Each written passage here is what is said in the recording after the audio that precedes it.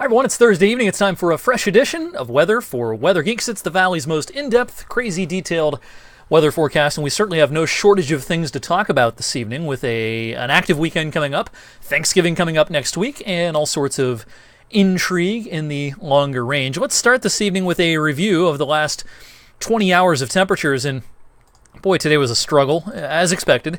The warmest part of the day was before sunrise, and we've been kind of flatlined between 37 and 39 at the Youngstown Warren Airport since about 8 o'clock this morning. So, yeah, it was one of those days. Today we have days like this in the cold season, and we had a little drizzle from time to time, as you can see on this time-lapse. Never saw any snowflakes in my travels today, but there might be a few random snowflakes out mixed in with the rain, especially in our northern viewing area. But the rain over the last 24 hours has not amounted to much at all. Some higher totals on some rain gauges here in parts of Mercer County, but otherwise, yeah, a few hundredths to a tenth. That was about it. Not a whole lot of rain to be had out there today. So we got through today. Better things are coming tomorrow. Tomorrow's big picture looks like this. Only about 9 hours and 49 minutes of daylight. Of course, the days continue to get shorter. Our sunset will be before 5 p.m. by early next week. Our forecast tomorrow is not a warm one, 45, but that's better than today and within a few degrees of the average of 48. The records 10 and 72 for tomorrow. If the month ended today, we're about a little over halfway, of course, through the month of November. Pretty unremarkable both in terms of temperatures and precipitation so far this month. All right, so those are some climate stats. Let's talk about the actual weather, what we expect going into the day tomorrow. Tomorrow is going to be one of those days where we'll call it variably cloudy. I think it could be kind of cloudy to start, and then the clouds will thin, a little bit of milky sunshine, and then those high clouds will start thickening up again before the afternoon is through, and that will lead to rain with a warm front late Friday night into Saturday morning. I think it's going to be raining pretty good at about 4 or 5 o'clock in the morning on Saturday, and as promised, this is going to be a windy one Saturday. It's going to be a rainy one. Just plan on a washout. Now, it is going to warm up. We're going to be in the warm sector. You'll notice our wind direction here firmly out of the south-southwest coming up on Saturday. So, we're going to spike into the mid-50s, but we're not going to be able to really enjoy it with the rain and the wind out there on Saturday. Now, the frontal passage itself is probably late in the afternoon or even after sunset Saturday evening. Then in the wake of the front, a wintry day coming up on Sunday.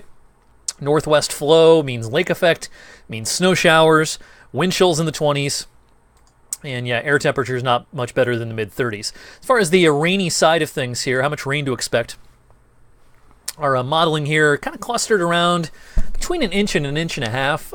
Generally speaking, the models have been overdone with rainfall predictions in the last several weeks. I lean a little more towards an inch worth of rain to an inch and a quarter, maybe.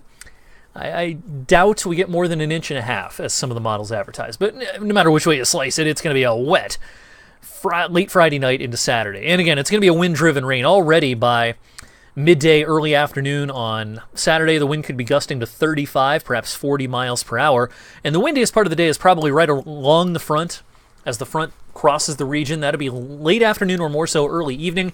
This is when we could see some fairly frequent gusts that exceed 40, perhaps even approach 45 or 50 miles per hour. And then while Sunday's not going to be as windy, it's still going to be blustery, with wind gusts 20 to 30 on Sunday. All right, it's final home game of the year for the Penguins, and Penguin game day forecast is not so nice on Saturday. Pack the poncho as YSU takes on Missouri State. It's an early kick at noon, and a kickoff temperature around 50. Tailgaters, mid-40s. It's going to rain. It's going to be windy, and it's going to be like that pretty much all day coming up on Saturday. All right, so the rest of our weekend outlook looks like this. Temperatures Sunday go nowhere. Our low Saturday night will be about what our high is on Sunday. Best chance for some accumulations, and I'll show you a snow map in a second, will be north of I-80. No surprise when we're talking about lake effect situations. The best chance of seeing some minor accumulations will be the farther north you are. So here's what I've done with the snow map.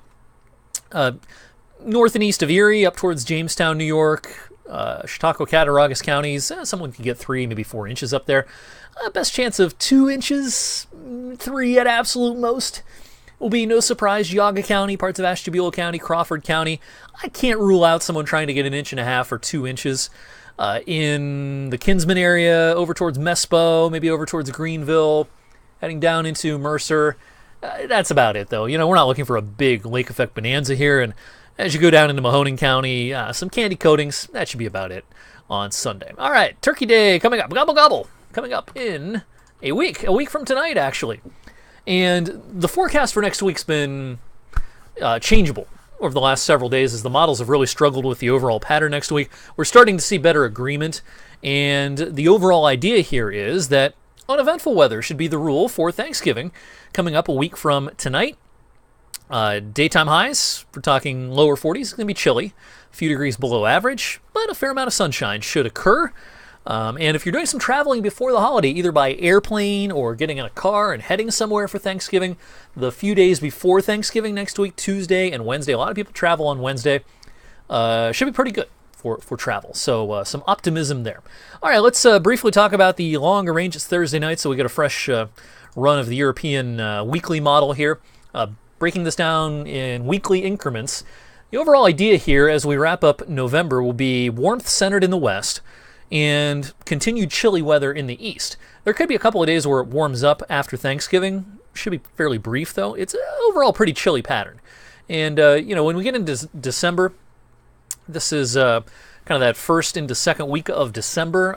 The model advertising, perhaps some warmth trying to build in before later in December, cooler anomalies start showing up as we get into the middle part of the month. How does this jive with the American long-range modeling? The latest run here shows some pretty decent warmth coming east at the very end of the month after Thanksgiving. Then that's replaced, after it continues into early December, then it's replaced by mid-December by colder-looking pattern. The models are just struggling, and my confidence in any long-range forecast is low. I just showed you a set of modeling. Do I believe any of it? Not all that much. I don't have a lot of confidence in the overall trends as we go into the month of December. It's on the table that it ends up being a mild month, but it's, I think, almost equally on the table that we see a continuation of November's pattern as we go into December. Don't forget, I'm going to update the whole winter forecast, including the month of December, on December 1st on this video and on TV as well. We should have a much better sense, hopefully by then anyway, of what the pattern will hold as we go into meteorological winter, December 1st. Through February 28th. All right, we're on late tonight thanks to football. Steelers taking on the Titans here on 21 WFMJ. It's an 8:25 kick, so we'll probably get on the air. If it doesn't go to overtime, we'll probably get on the air close to midnight.